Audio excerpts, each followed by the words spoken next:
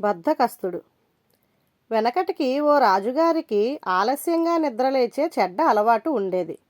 రోజూ ఆయన నిద్రలేచి కాలకృత్యాలు ముగించుకొని సభికులకు దర్శనమిచ్చేసరికి భోజనాల వేళ అయ్యేది.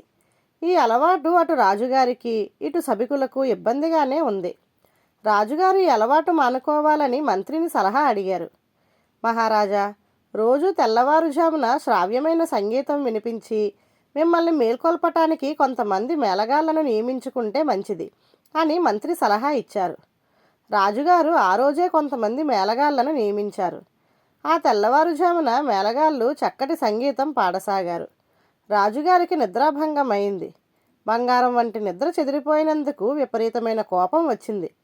వెంటనే తన సేవకుల్ని పిలిచి ఆ మేళగాళ్లను ఒక్కొక్కడిని 4 కొరడా దెబ్బలు కొట్టి తరిమివేయమని ఆజ్ఞాపించి మరలా నిద్రలోకి జారుకున్నారు.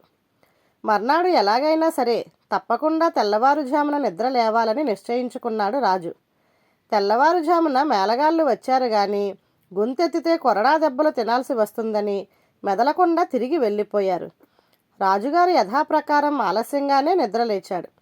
ఆయనకి మేళగాళ్ళు ఆ రోజు తనను నిద్రలేపలేదని గుర్తొచ్చింది. వెంటనే మేళగాళ్లను పిలిపించి వాళ్ళకు అప్పచెప్పిన పని సక్రమంగా నిర్వహించనందుకు గాను ఒక్కొక్కరికి 4 కొరడా దెబ్బలు శిక్ష విధించాడు. రాజుగారిని నిద్ర నుంచి లేపే పని మాకు ఇక వద్దని మేళగాళ్ళు అక్కడి నుంచి పారిపోయారు.